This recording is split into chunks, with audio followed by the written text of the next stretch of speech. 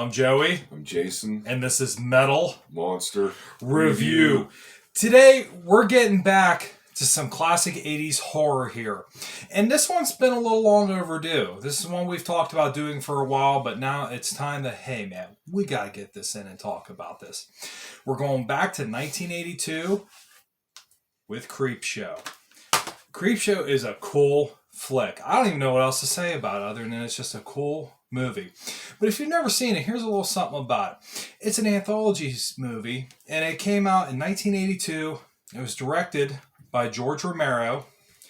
Had a lot of work done with collaboration with Stephen King, Tom Savini. So you had all these heavy hitters working on this movie. And it's set up, it's almost like a comic book come to life. Really, it is.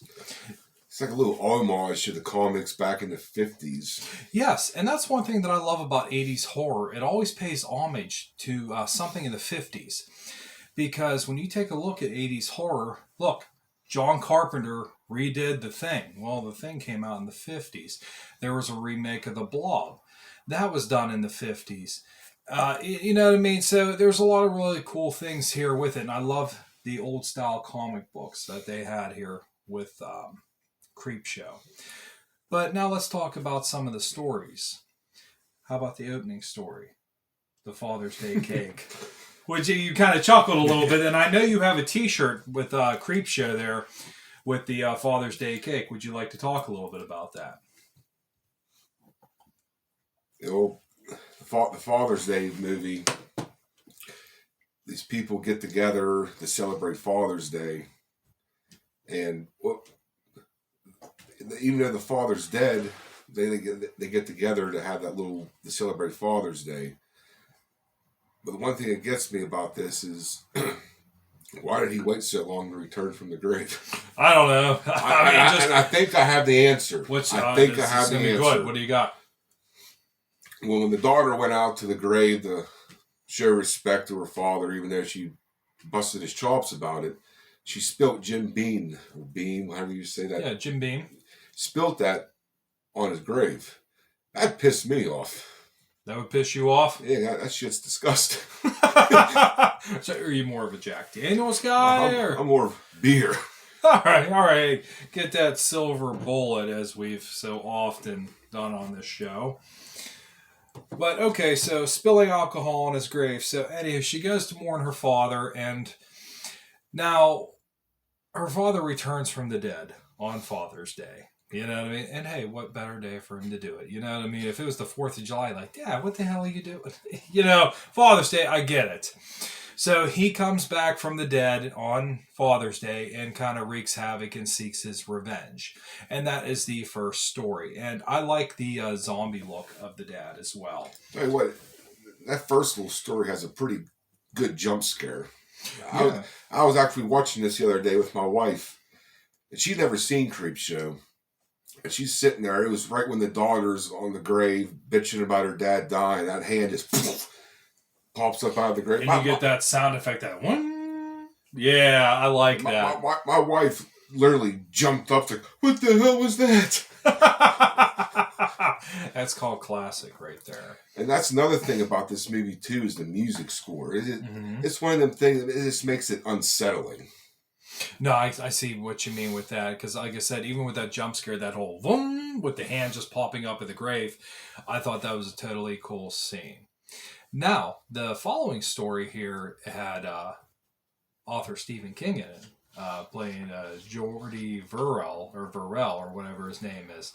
And as one of your favorite taglines out of that, ew, meteor shit, just finds a meteor land in his backyard and decides he ends up touching it and later mutates into a series of elongated weeds, and just everything is just circum his whole property with just weeds. So once this meteor opens, it just pretty much just turns everything to weeds, and even he becomes a human weed himself, which I thought was a cool little story there, knowing that, hey, that's Stephen King playing that role, which I thought was totally cool. Yeah, so when I seen this movie back when I was younger, this is the one of the little movies that it just freaked me out, especially the one scene. like these the little shorts in these movies aren't that long. I think the longest one's maybe 40 minutes. But in this one, when he's starting to grow like the plants on him, he wants to go get a shower. But when he like pulls his pants down, he looks down. Oh, not there! Yeah, a little comic relief. I mean, when I was a kid, that made me feel weird. Yeah, I couldn't imagine something growing on my junk down there because he looks like when it gets farther on, it looks like if Swamp Thing and Chewbacca made love and had a kid. That's what Stephen King looked like. And the thing is, like when he gets in, he's getting ready to get in the bathtub because he's looking for just some type of relief. You know what I mean? The being that he's growing into some grass plant human, and he ends up having a vision of his dead dad there, and he looks at him in the mirror and says, "Don't you get in that bathtub?" He's like, "Hey, I'm a goner already. What the hell's the point?" And he ends up doing it for the relief, and then he is just swarmed in it. And I thought that was a totally cool thing. A lot of great special effects work here, and as we mentioned, Tom Savini worked on that, who actually had a cameo in the movie as well. But now we're getting into the following story there, which was entitled "Something to Tide You Over." And this was a cool little story, too, about revenge and jealousy, about a guy whose wife is having an affair, and he wants to pretty much torture and kill her and her lover in a real brutal and sadistic way. But one thing that I always thought was interesting was the guy playing the jealous lover, the angry lover here, basically was Leslie Nielsen, who I always think from the Naked Gun movies. Often in Airplane, all these great comedy movies, and here's him playing a serious role as a guy trying to kill his wife and her lover, Yeah, I know that's the same thing I thought too. I know he had lots of roles before this, but I only ever knew him as like the Naked Gun, Airplane, Dracula, Dead and Loving It. Yes, I even forgot about that. Even Mr. Magoo. He played fucking Mr. Magoo. Oh shit! See, I forgot all about Mr. Magoo. You know, to see him like this, and he just plays it so dead serious. Like he plays it so good, even though it's funny, but I can't even look at him seriously. I keep thinking of the Naked Gun and stuff, but he plays it dead serious. Lieutenant Frank Drebin is dragging you to the beach and burying you up to your head. You know what I mean? This is another one that was a little unsettling to me watching when I was younger. Because you know where this is going. When he takes him to the beach, you see a hole in the ground. And at first he's like, "I'm not getting in there, you can shoot me." Which I would have done the same thing. Yeah, you're not going to bury me alive. And he didn't technically bury him alive. But that was a really cool and unsettling story. And then following that, we had one that we were discussing earlier, The Crate, where this college, they find a box from an Antarctic expedition from the 1800s, 1834, I believe. And they decide to open up this box and find a monster inside that devours, two people at the college. And Adrienne Barbeau did an awesome job playing the wife, and Hal Holbrook did a phenomenal job playing her husband. And you see these two characters here. This guy can't stand his wife. She's always putting him down, just belittling him, just being obnoxious. Just their personalities just do not clash. And he ends up planning to get his vengeance upon his... But he even has, during a little thing, he has fantasies of killing his wife. Yeah. That killed me. They're having a little barbecue or something out there. Yeah, when he just shot her and they're just... her right in the head. Everyone clapped. But he ends up planning vengeance to get to his wife. And one thing that you mentioned, and I noticed this too after seeing this movie that I never noticed before, he leaves a note for his wife to, "Hey, come to the college. There's been some trouble. I won't spoil this for you. But come to the college. There's been some trouble. We need you." And she's fixing a drink, but it looks like it was milk and fucking whiskey. Did you see what I saw? It's like whole milk and just fucking whiskey. I'm thinking, okay, what is she going to throw up the whole way there? Great. Just to leave a trail where she was? I don't know. But it's a really cool scene, and that whole story was great as well. And then we get into the last segment of the movie, they're creeping up on you. That's another one, man. If you have a little bugaboo about cockroaches, I suggest you skip the last movie.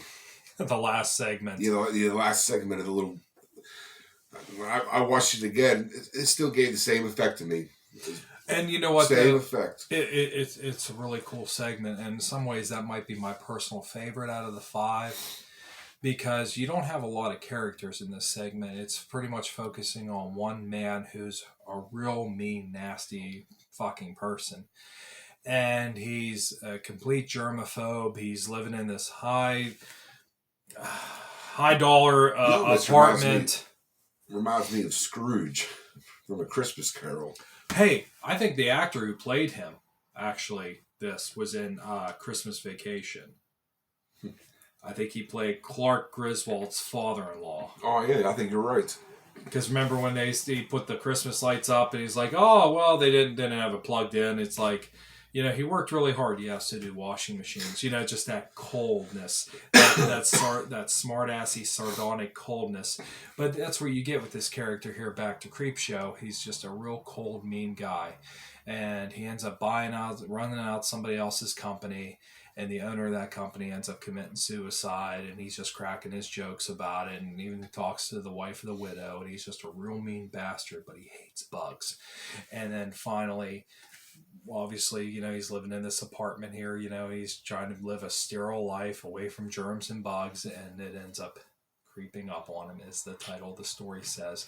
And I don't want to spoil anything. I know often with this show we end up giving spoilers, but I'm trying not to do it. If you never saw this, sit down and watch this. It's a 2-hour movie, but you won't regret it at all. You were talking about Tom Savini. At the very end of the segments, he has a little cameo as a garbage man. Yes, when they're looking at the comic book, and that's totally cool too, because he helped do a lot of the special effects and makeup in this, and it's really well done. And matter of fact too, the kid in the movie, the opening scene there, that is Joe King, Stephen King's son, who actually grew up to be a horror writer himself. That's what. Like when the movie opens up, has a little scene with a kid reading comic books, and the dad's all against it. I mean, he really beats the shit out of that poor kid. Yeah, he slapped the hell out of him in that. I mean, this is amazing how that could make somebody so mad. You look nowadays, you got TikTok, these young people getting half naked, shaking their asses, but that's okay. But a kid reading a comic book, yeah, he slapped the hell out of him for that. But that boy, I won't spoil, but that boy gets his revenge on his dad. He gets his revenge. Yeah, this is one of our different reviews, because normally we often give spoilers, you know what I mean? But I don't want to do that on this one. If you haven't seen this, by all means, sit down and watch this in all of its great 80s fun. Jason, do you have anything else you would like to add with Creepshow? It's just a great fun movie. I forgot how this movie still affected me with the one couple movies I talked about. And the last little segment, my wife had to leave the room. she couldn't watch it. That's why I wanted to give you warnings about it. If you got little bugaboos about roaches or bugs, you might not want to watch that last segment. It still freaked me out. And this movie was so cool, it even spawned a sequel, which one day we'll have to do the sequel. Absolutely, because the sequel's fun too. And they did a third one recently. I mean, not recently, but in the 2000s era. I really didn't care for that one. Which later kind of did a spin-off on Shudder of Creepshow. Definitely check the show out on Shudder. I haven't seen the DVDs available at Walmart, but the show Creepshow is definitely worth checking out. Oh, without a doubt. And I've seen the first 2 seasons. They were amazing. They got cameos from some major horror people in almost every episode. You'll see Ashley Lawrence, Tony Todd. You'll see a lot of different Barbara Crampton, other different horror stars, and it's really great to see that. And the little tagline is right about this movie. The most fun you'll have. This wasn't the little tagline. The most fun you'll have. Right there it is. Right there. Most fun you'll have being scared, and they're right. And that's exactly right. And I love the artwork too. Oh, with the whole movie theater curtain here, you know what I mean? You're coming up to get your tickets there, and you have almost a skeleton here. The creep, as they refer to him. This is a great movie. Definitely check this out. I used to have a shirt, like he was mentioning, a shirt from the first movie, Father's Day, had him holding the platter with the head on there. It says, I got my cake. But unfortunately, I wore that shirt so much that I had to throw it away. First, I had to cut the sleeves off. I got big holes in the armpits. Then it got worse and worse. And I look like a male slut wearing it because there's so many holes all through. Look at that whore wearing a Creepshow shirt. You know what I mean? Do you have anything else you'd like to add? Let's check this movie out. I know we say that all the time, but definitely, if you've never seen Creepshow, check it out. Be sure to check out Creepshow and be sure to subscribe to Metal and Monster Reviews. I'm Joey. I'm Jason. And this is Metal Monster Review.